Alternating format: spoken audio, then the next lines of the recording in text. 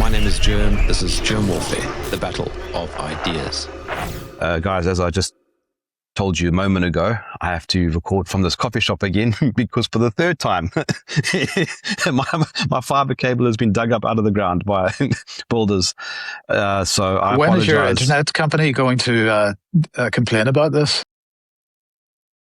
There's nothing they can do. Because what do you do? You have houses and things being built, and they offer the service of putting a cable under the ground. So they don't charge you for it. They just come and put the cable there so that you can then use an internet service provider. So they have to pay to send guys out to come and fix their cable each time. It's a bit of a weird sort of catch-22. Yeah. Well, when we started this Banter podcast, I have to admit, of all the recurring themes, I didn't think this was going to be one of them. So it's nice that we can keep people guessing, including ourselves. But it is at least a saving grace that I've got a coffee shop that's nearby, and I can come in and feel bad about drinking coffee because some of my guests have said that coffee is not a good thing to drink. And I've been doing a lot of decaf lately, and it's horrible, by the way. I don't like decaf coffee. Do you drink decaf? This is a very interesting talking point, I think. Well, that's just entirely to the individual palate, isn't it? And also decaf depends whether it's produced by, so sort of reverse osmosis, or whether it's chemically decaffeinated, and whether or not it is actually really decaffeinated. And then you've got the whole roast issue as well. Yeah, I mean, any coffee can be good or disgusting, I suppose, if you're even in the ballpark of liking or wanting to drink coffee, which of course Mike doesn't. Isn't. Yeah, and this is what I find totally fascinating, because And this is where I know people find this difficult to listen to, but I would lump this in with the whether or not you watch television category. And I know this might sound a harsh one straight off the bat, but I do think there is a distinction or a line to be drawn between people who are really habitual users of coffee, and I definitely do use the word user deliberately, and people that sort of see things how they are and are prepared to question and whatever. And I'm not making the decision. I'm not saying, oh, if you drink coffee, you're a total idiot and this, that, and the other. That's quite clearly not the truth. But what I'm saying is there's an obvious correlation between people who don't watch television sets and people who, I would say, view the world in a calm and rational manner and can see a lot of the agendas at play, even if they don't then necessarily feel threatened or panicked by them. And I think that basically where I'm going to, which I know people are terribly reluctant to do, and I'm thinking particularly, I'm not having a go at her, but I'm thinking of well, actually, both Zoe Harkham and Tim Noakes in particular. I think Zoe Harkham, I know, drinks coffee. I think Tim Noakes probably does as well. And I'm afraid to say, I think personal prejudice has got in the way, because they both basically say, yeah, well, actually doesn't seem to be any drama with it, which to me indicates, yeah, you like it, so you don't really want to necessarily look into it. But that's really not. I'm not having a sort of personal attack, and I can totally understand why it is, and I don't want to make a big deal out of it.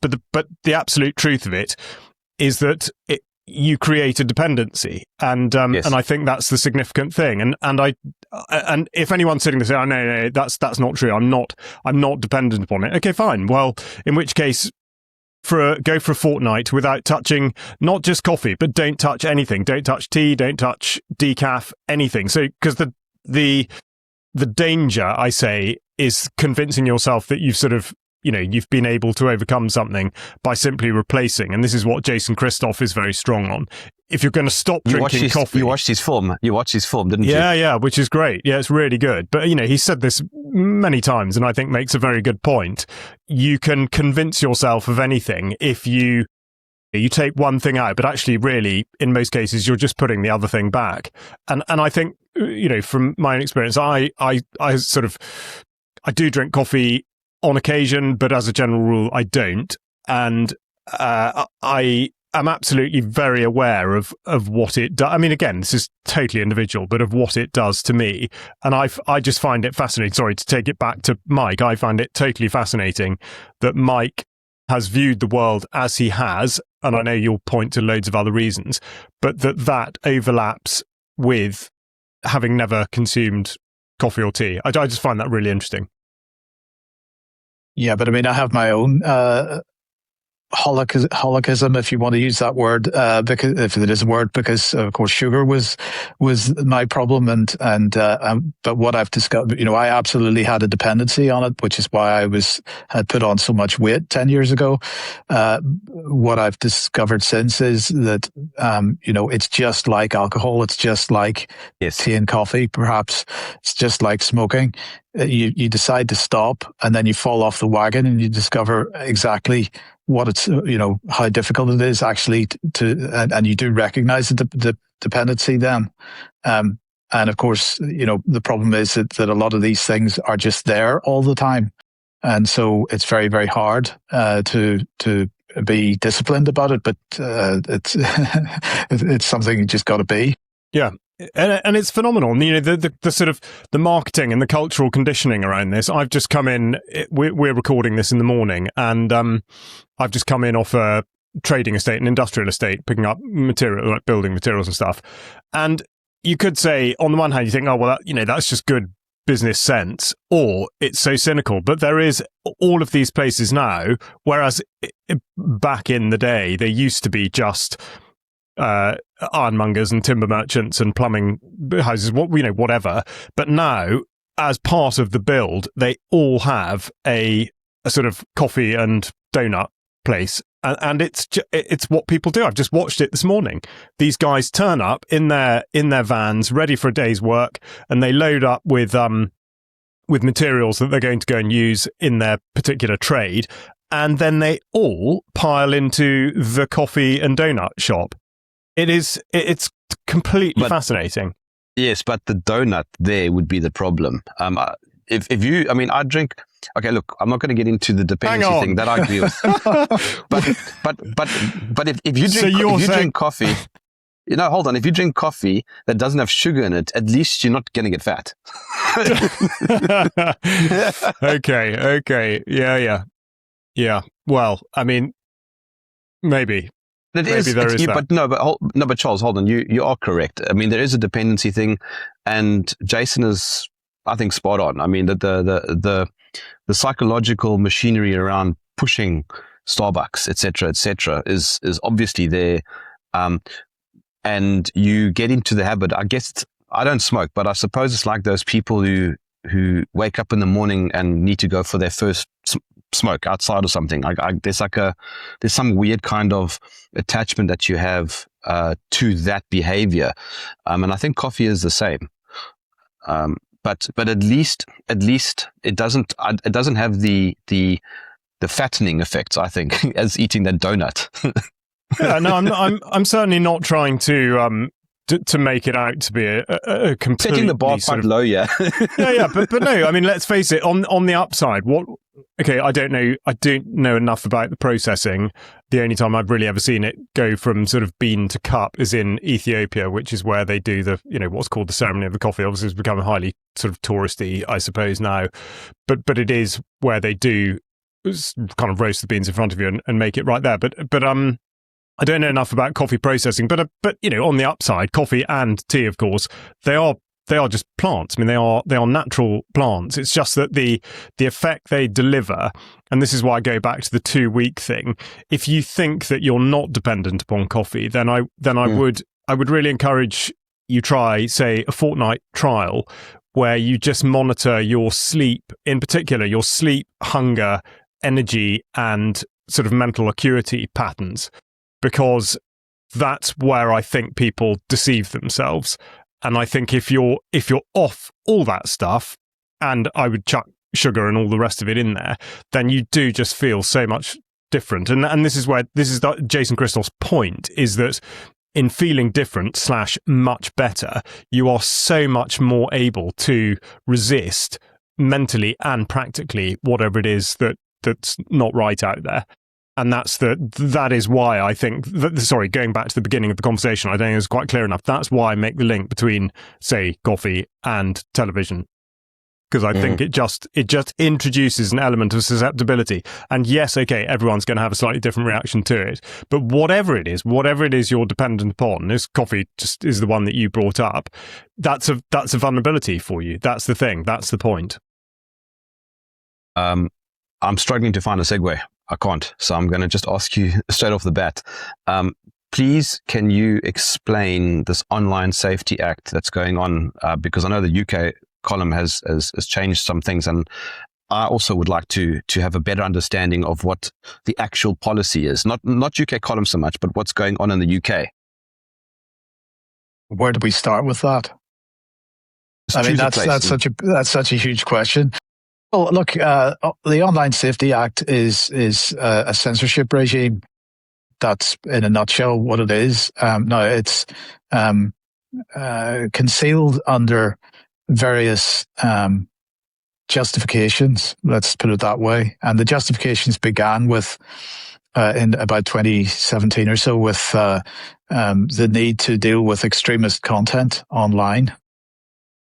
In fact, we can go back even further than that because 2010, 2011, I can't remember. I think it was David Cameron's first United Nations General Assembly speech as Prime Minister as part of the coalition government. And he was talking about terrorist content online. He was talking about anti-vaxxers and so on.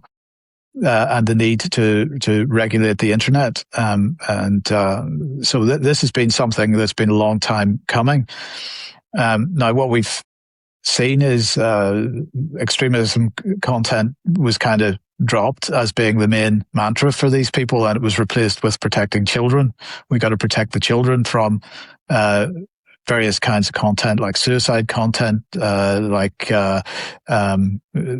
pornography and this kind of thing. And so it's being used as not only a mechanism for attempting to control narratives, but also a mechanism for driving things like digital ID, because, of course, in order to protect children from content that they might see online, which is designed for adults, then adults need to verify their age if they want to access that content. And so they're putting through, various mechanisms to remove anonymity from the internet. And the next big target for this is going to be virtual private networks, VPNs, that, of course, whenever they put the age assurance system in place, and we immediately started seeing headlines from Pornhub, for example, about how their UK-based audience had collapsed to about 10% of what it was. There was no discussion, because there's no way for people to know whether their overall viewing figures had fallen, and therefore how many of those 90% Brits that were no longer apparently looking at porn on Pornhub had in fact simply moved on to using VPNs for the purpose. Why they weren't doing that before is another discussion we could have. But what went side by side with this massive drop in viewing figures on Pornhub was a massive increase in the number of people using VPNs in the UK.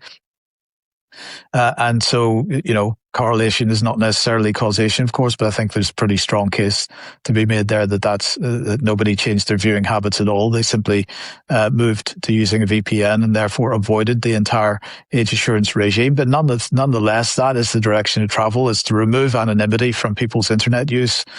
And alongside the requirement for anybody that's running what's described as a user-to-user service, so anything that allows people to communicate with each other, that needs to be regulated.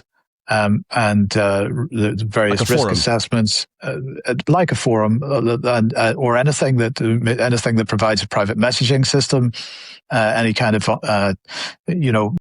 system that allows people to communicate with each other.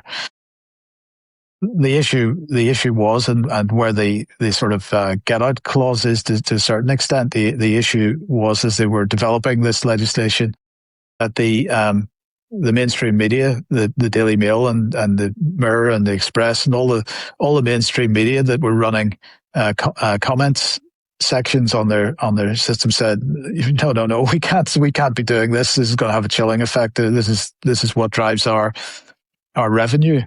And so there were pretty major caveats put in the legislation to allow media comment sections to be exempted from the vast majority of the regulation. And so, that's something that we intend to take advantage of, because, we fought Jerm in 2014, 2015, whenever Ofcom and their subsidiary, the Authority for Television on Demand, attempted to regulate what we were doing by telling us that we were producing content which was too much like broadcast television, that we were running a video on demand service, and therefore we were going to have to be regulated. Absolutely refused to take part in that regulation, because the implications for us and for the people using our platform were pretty clear. So at that time we shut down the YouTube channel that we had at the time. We didn't shut it down. As such, we basically made all the content on it private, so that nobody could watch it. And we then made a little video clip which said, we can't bring you the UK column news today because, and explained why. And then over the next 2 or 3 days, we put out news programs which were not based in the studio. So one was based in my car, another one was based in the kitchen, and so on. So we basically focused very much on Ofcom and the Authority for Television on Demand and what they were intending to do. Now, it was clear at that time that and the head of Peter, I can't remember his surname, the head of ATVOD at the time, was absolutely clear: we intend to regulate the whole internet. So we as an organization are not inclined to submit to that regulation, and I realize that for us and for the people that have been using the forums at the UK column is going to be difficult, but we have to resist what's going on. Is my view on it. I think that's our view on it. Okay, so I've got the UK column forums open. If you don't mind, I'm just going to throw some of the comments at you. Just for those listening, this wasn't set up. I'm just genuinely interested. Someone here says these forums are private, not public. Does the Online Safety Act discriminate in terms of? It absolutely does not discriminate in terms of, and it doesn't matter if they're private, and that is not a consideration at all. Okay, so they can come and have a look at your data if they wanted to. How does it work? Like, can they access your data, Ofcom?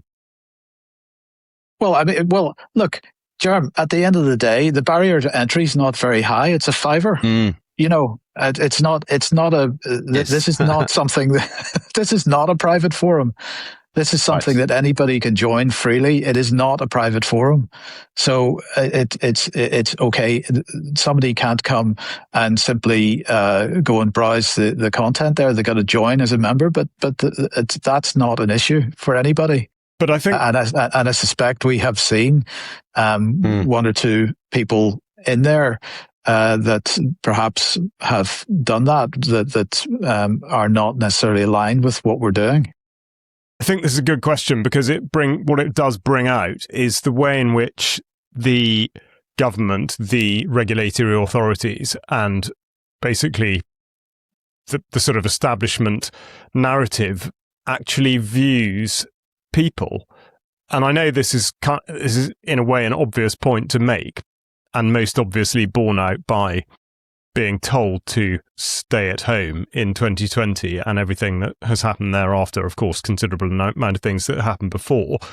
But the point in that is that there is nothing the individual can do to, by way of sort of liability or waiver, to say, I'm absolutely happy in signing up for this thing this private, let's say private members organization, and I accept what comes with it. And if I don't like it, well, more fool me. That's tough luck. And that is not possible. And this was exactly the same with the smoking ban back in 2006, I think it was. There was no exemption. So it was, it doesn't matter. We don't care what you think or what you want to do. You have no say over the direction in which your life is going to go, with particular regard to whatever the issue is.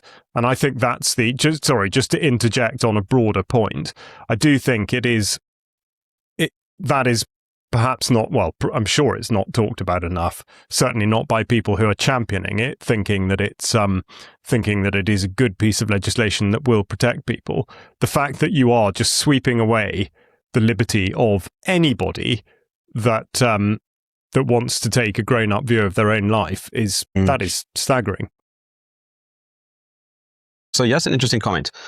Says here, the way I see it is that UK economy is stuck between a rock and a hard place. So either UKC signs up to the Online Safety Act requirements, which I'm guessing you haven't, aka compulsory identification, or UKC curtails to some extent and our existing ability to communicate via UKC in the way that we can at the moment. So the Orwellian dystopia has come home to roost in a very real way. Is that a fair comment? I think it's a very fair comment. I think that, that we are, no matter what is going on, we are still a small organization, and we have to choose our battles. Now, we could have decided, right, to hell with it, we're just going to continue what we're doing. We're going to deal with whatever comes our way, and so on. We have to work out where we're going to put our resources, where we're going to have the biggest effect in what we're doing, and we feel that the primary purpose of the column is to get information out as broadly as possible, and not to be ending up in court cases, which is ultimately where this would end up going, and legal battles, which are hugely expensive. We don't have the resource for, and we don't have the time for. So, that's basically where we've tried to find the right approach and the right balance. Now, if people feel that that's the wrong thing to have done, then okay, we can have a discussion about that. But I think that this is probably the right decision. Well, I know that this is the right decision.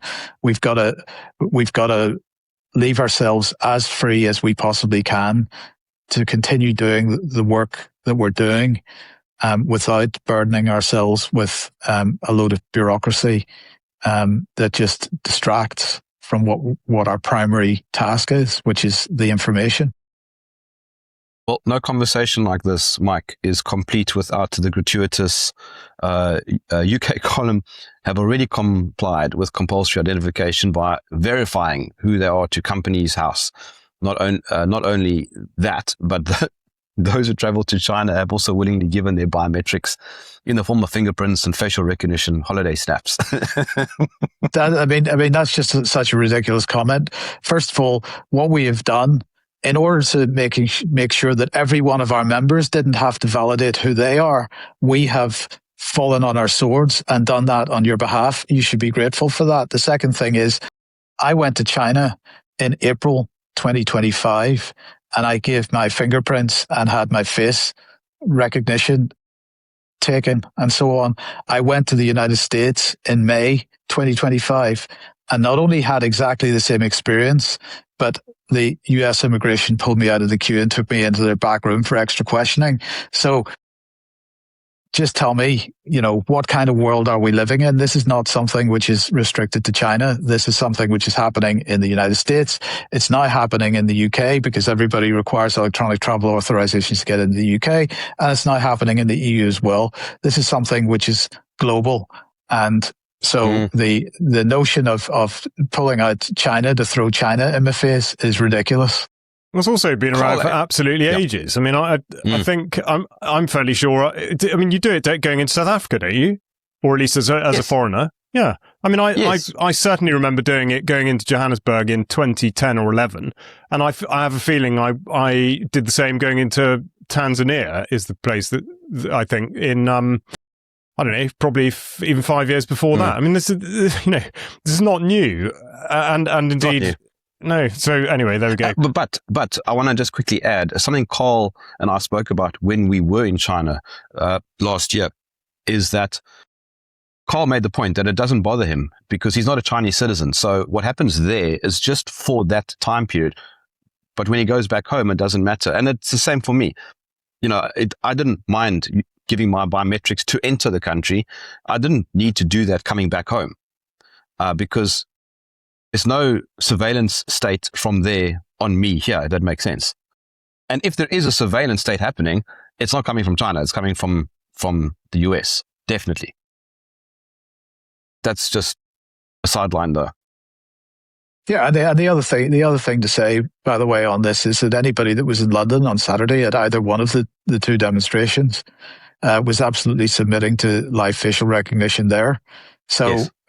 You've got to choose your battles. You've got to fight your battles. If you feel that in order to find something out or go and speak to somebody, you've got to do these things. Well, that's the price you got to do to continue your whatever it is that you're doing.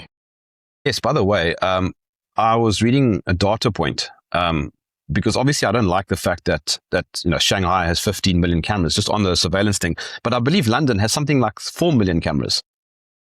That's pretty significant.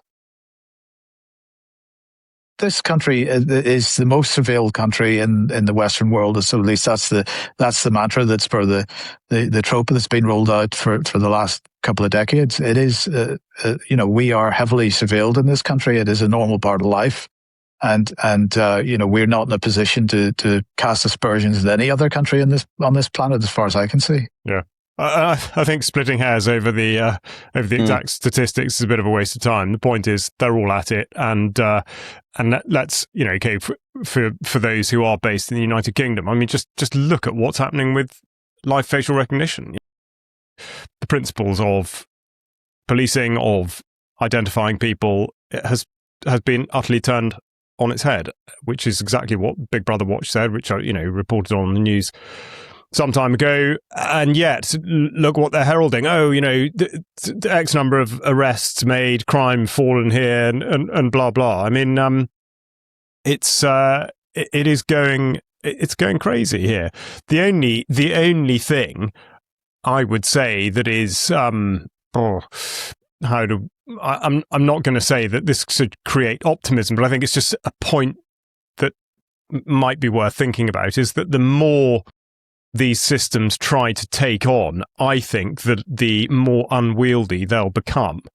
So I can see that in a trial, a limited, let's say limited facial recognition trial, they might be able to point towards having this, that, and the other success. The point is that police have then got to physically go out and find and arrest the person that's been identified by the facial recognition thing.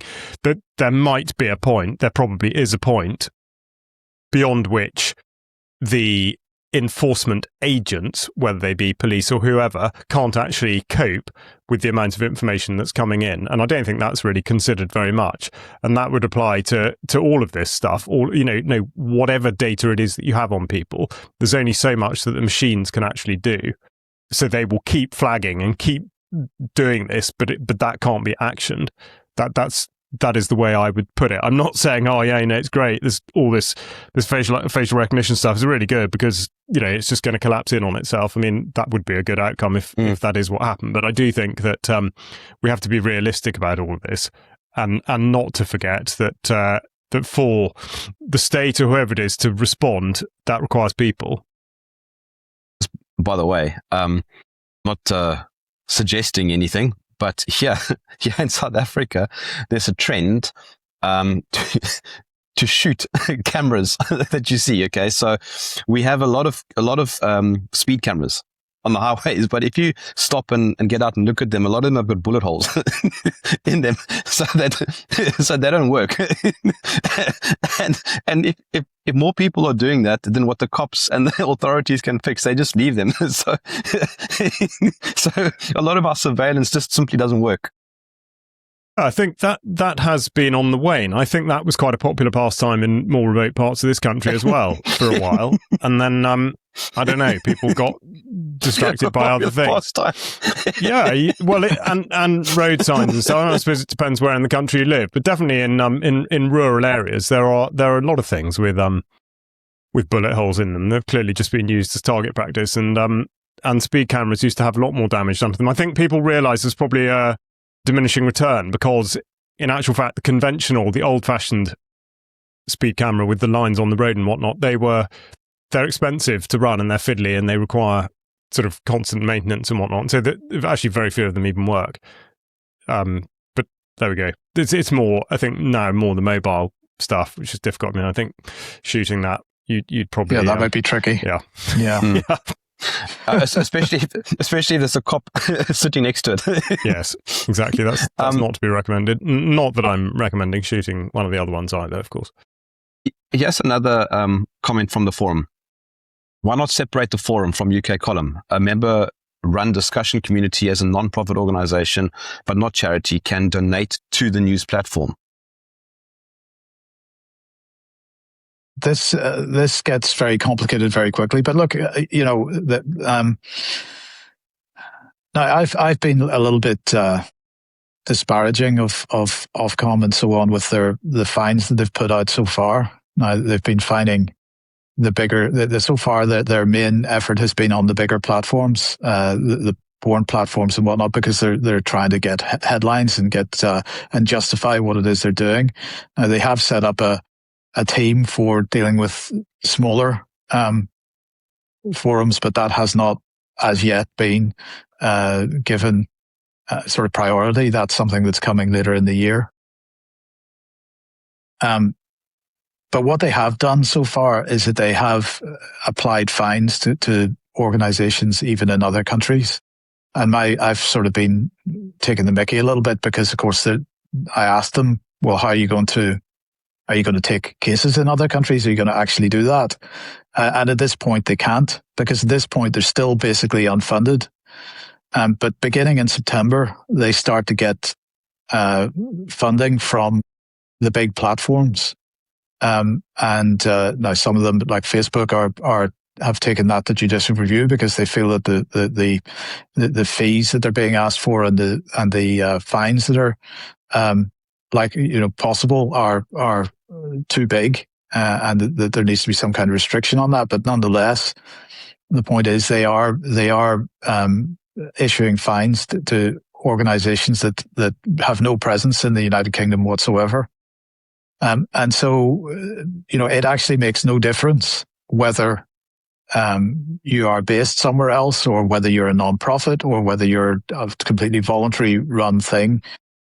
The requirements are still the same. And this was part of the argument that I had with ATVOD back in 2014, 2015, because they were basically saying to me, you are required to fulfill the same admin burden for your platform as the BBC is for iPlayer. And I said, well, hold on a second. What you're basically saying, therefore, is that somebody, because we have no money and we had no money at that time. And I said, we've got no money. So you're basically saying that the person running a YouTube channel out of their bedroom has to do exactly the same things as the BBC. And their attitude was absolutely yes.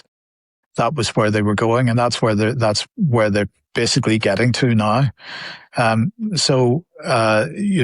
Taking that, splitting that off doesn't help, or doesn't remove the obligations under the Online Safety Act, and so there is no quick fix for this. The only way to do this is to do what we're doing, which is to take advantage of the exemptions that are in place for media organizations, and to demand our which I mean, it was never designed for the UK column or for anybody like us, but to demand our status as a so-called recognized news publisher. And that is something, a battle I think is worth fighting, because if we can do that, then others can do that too. Just for clarity, so that I understand, commenting on whatever UK column's putting out is fine, based on the fact that it's first given by UK column and then you can respond to it, as opposed to starting your own sort of free form discussion. That's right. That's what the exemption says, and now, yeah. So that's basically it. I'm pretty certain that you can play around with that. I mean, you can go off topic under a conversation thread, right? Well, we can't stop anybody doing anything. I mean, obviously, we've got to have some degree of moderation. But our moderation is very light touch as it is, and in fact, some people complain about that as well. But that part of it isn't going to change that much. I think we're going to need to ask people to respect the rules a little bit better than they have been, but it's still going to be pretty light touch. I'm guessing it doesn't matter where you are in the world. If it falls under the UK column framework, it's UK column's responsibility. No, the point is that it doesn't matter where you're based in the world. If you are in any way accepting membership, or a forum membership, or a group membership in the UK, or people that are based in the UK, then Ofcom is demanding that they have the right to regulate that platform. So you can be based in South America or anywhere, and that's still, if you've got UK users, you're still expected to, and they will still attempt to fine and so on. So the question in my mind is, because as I say, I was taking the mickey out of them about the fact that they were issuing these massive fines to 4chan and other forums, as well as the porn sites, and of course with no particular intention of enforcing that. But that's because they haven't had any funding other than the funding from government so far. In September this year, they start getting funding from Facebook and from X and from the other big platforms, and then I expect that to change. They will start taking action in the countries and attempt to recover these fines that they've levied. So obviously, Mike, Charles, the slope begins to get a bit slippery. I mean, what happens next? I mean, who knows what happens next? The slope has been slippery for the last 10, 15 years, and it would have been a lot easier to deal with this in 2017 when the original online harms white paper came out. Once the legislation is in place, then of course it becomes a lot harder. If people aren't happy with the Online Safety Act regime, then people need to be campaigning and changing it. They're not doing that. There are some doing that, but there's not a huge amount of support, it seems. No, why? Lazy. Because people, I don't know whether it's that. I don't know whether it's that. I'm just not seeing the activism that needs to be out there. There are so many massive targets that people could be active over at the moment, and that are much more relevant to our daily lives than places that people are putting their activism, as far as I can see. Just for clarity, also, this isn't about the content that UK Column and others are putting out. It's about the engagement. It is just, in my opinion, this is the latest iteration of the same policy which resulted in pubs being closed, and that is restricting protest on the streets, and so on. There is a determination to stop people talking to each other. One of the things that we have, we've seen the direction of travel. And so one of the things that we felt that we needed to do, for example, was to launch the magazine. Because that in and of itself is a physical thing which people can, if they wish, take a copy of it somewhere and have a physical conversation with someone in, a place where everybody's sitting together. We would absolutely love to see much more of that kind of thing going on than the kind of conversation that we've seen in the forums in recent years, which, because I think that actually being physically present with people is probably a much more beneficial thing. Yeah, I would totally. Oh, right. No, I would just really echo that, exactly that. And to the wider point about Ofcom, if this does drive people to think more about how they are interacting with other people, and rather than sort of bemoaning the loss of virtual electronic communications, and instead to see this as a push to go back to how things were, which is when you speak to people face to face, then I think that would be a terrific outcome. Well, so for now, then it's a clever way to continue doing things in a way how they were, just with a few small modifications. It's basically using a loophole. Well, it's using, it's more than a loophole. It's using the mechanism that mainstream media, or that the government has put in place to try to protect mainstream media's discussion platforms, and so we'll take advantage of that. But the other point I was going to make is just completely fallen out of my head, so we'll maybe come back to that. But Mike, isn't it a good idea to protect young people from pornography and other harmful things on the internet? So, okay, this is a very interesting point, because, and this is why something that I've been trying to call out for quite a long time now. Whose responsibility is that, Jerm? Is that the responsibility of the state, or is that the responsibility of the parent? Now, where are the biggest risks for children and teenagers online?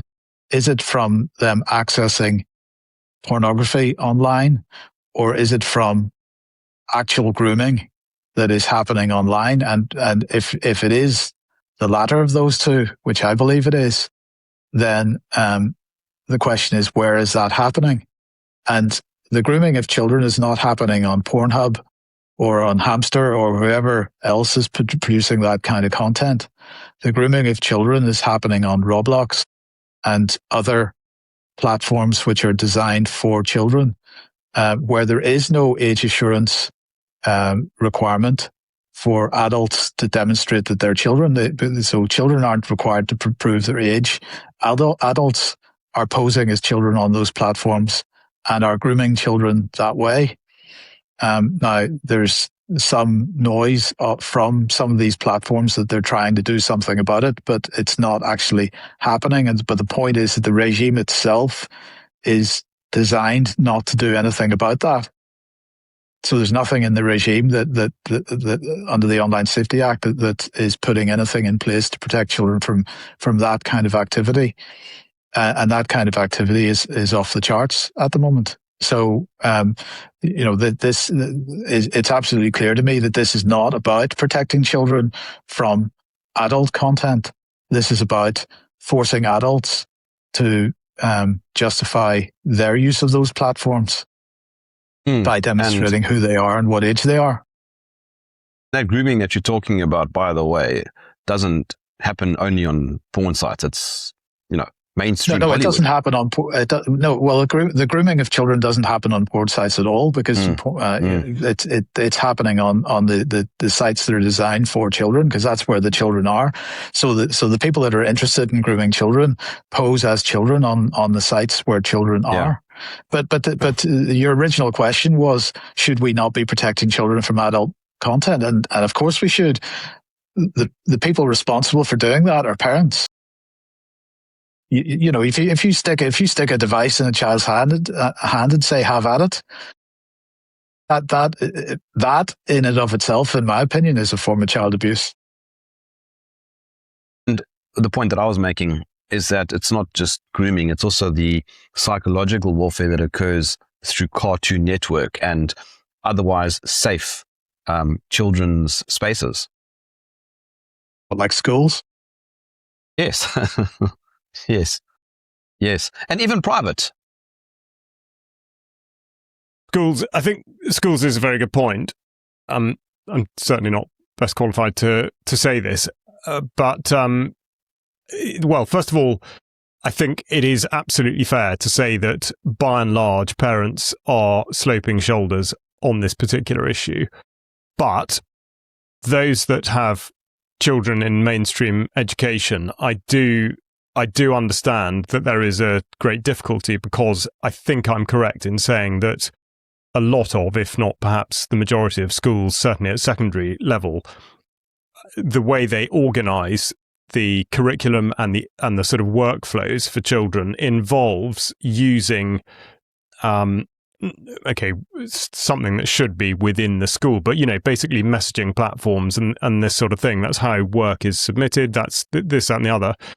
I as I say, I'm not sure quite how accurate that is, but the point is that they are in effect providing a sort of a gateway, I suppose, into all the sorts of things where people do come unstuck. And then just to Mike's point about the adults sort of seeking out children, I mean, wow, it's amazing what people forget. In the days before any of this existed, where were the stereotypical places that predators would seek out children? They were in places where you find children. Just because you go on the internet doesn't mean that change. I mean, why is this apparently complicated to understand?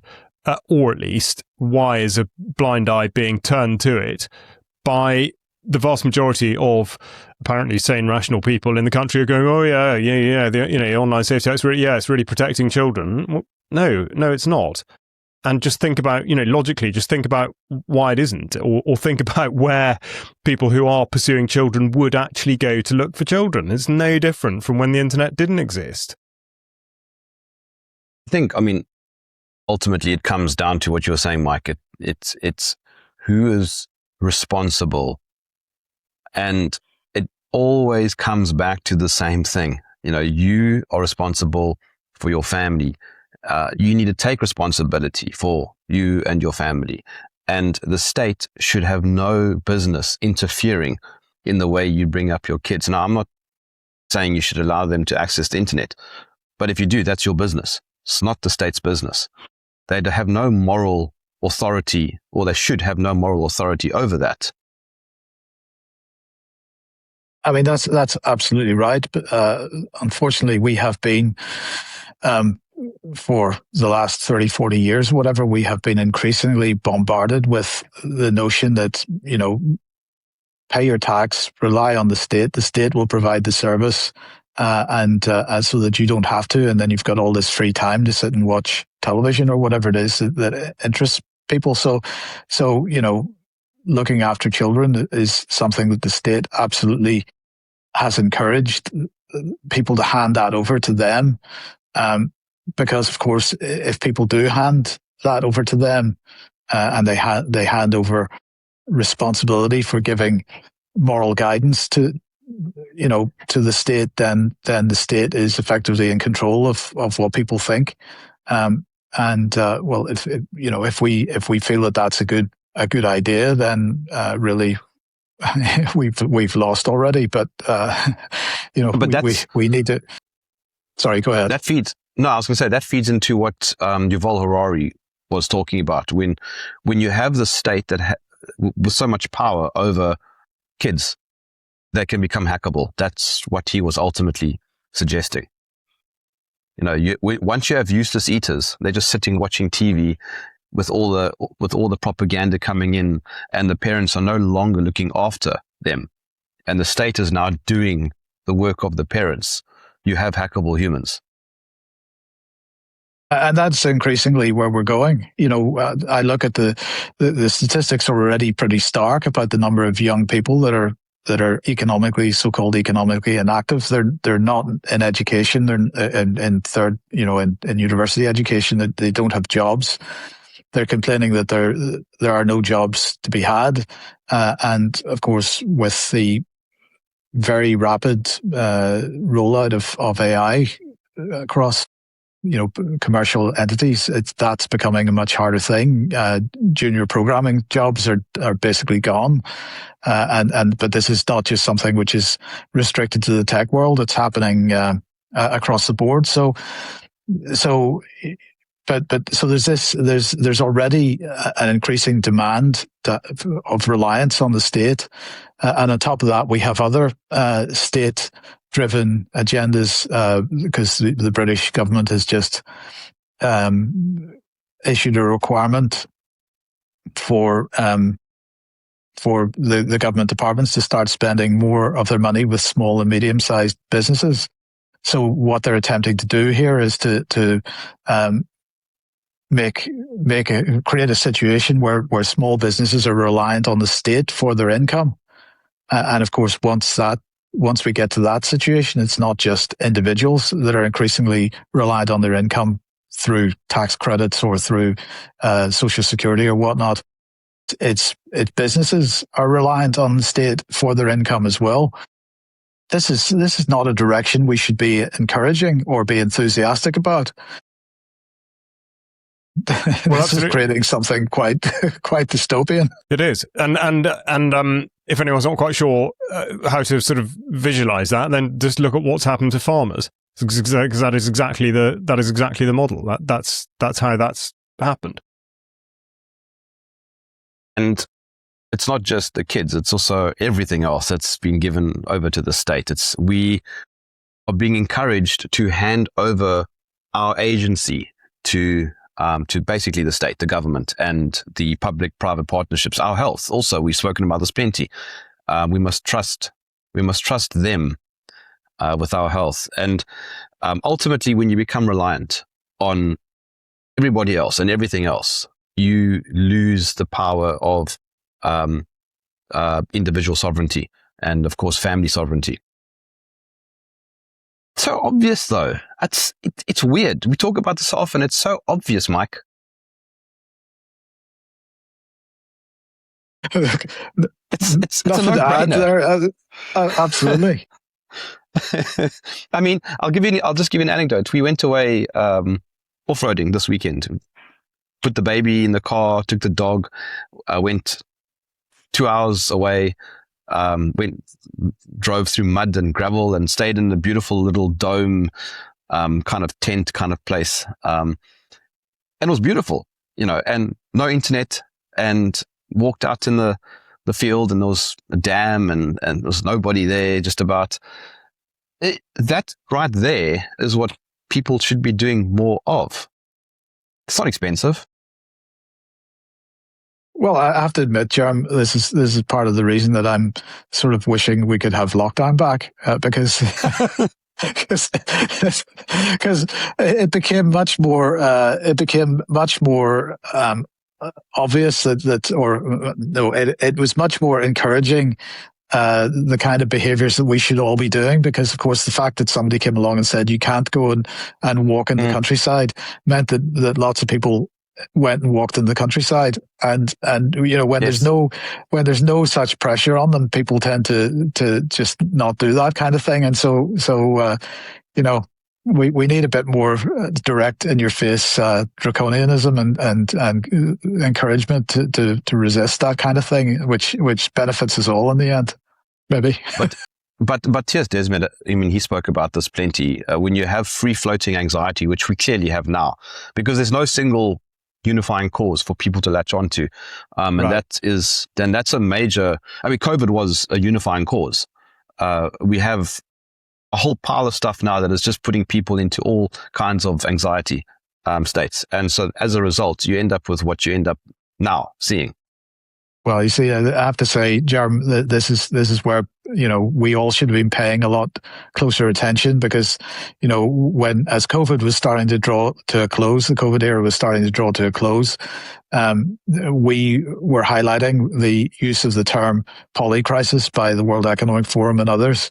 And it was pretty clear the direction that they were heading in, because they clearly recognized that COVID was a mistake, in the sense that it gave people a single cause to rally around, and that masked the divisions that were absolutely always there amongst all those people.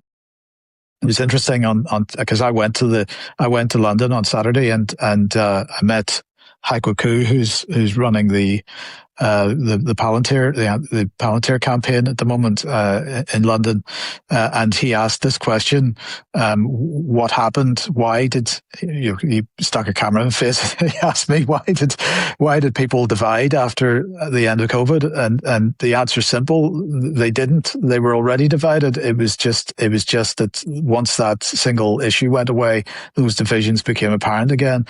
This is clearly the way that the polycrisis has been rolled out has done two things. The divisions that were there already have come back with a vengeance. But as well as that, the other impact it has had is that it has overwhelmed people to such a degree that it has made them, in many cases, it's taken away any ability or desire to sort of resist or fight back, because it's just too overwhelming. So this is a strategy that is a lot more effective for the other side than the COVID effort was. But then ultimately, what you're suggesting, Mike, is that people need to see this and actually create alliances rather than creating more division. And so what if you disagree on some things? I think it's vital that people, stop thinking in terms of left and right, and start thinking in terms of right and wrong, and start looking at who's actually behind the scenes manipulating and driving agendas, and remaining within the left and right paradigm, which is something that was given to people in order to maintain this divide and conquer situation. Remaining in that paradigm is a recipe for disaster. Okay. My throat is tickling and I'm coughing a lot now, so I'm going to come in for landing here, although I can see we are pretty much on time anyway. Mike, Charles, thanks for this coffee shop chat. Although, based on Charles's chat at the beginning, I should just call this a shop, not a coffee shop. I was drinking water the whole time, Charles. Slightly brown water by the looks of it. But yes, hopefully I'll have my internet connection back next week, guys. I'll chat to you then.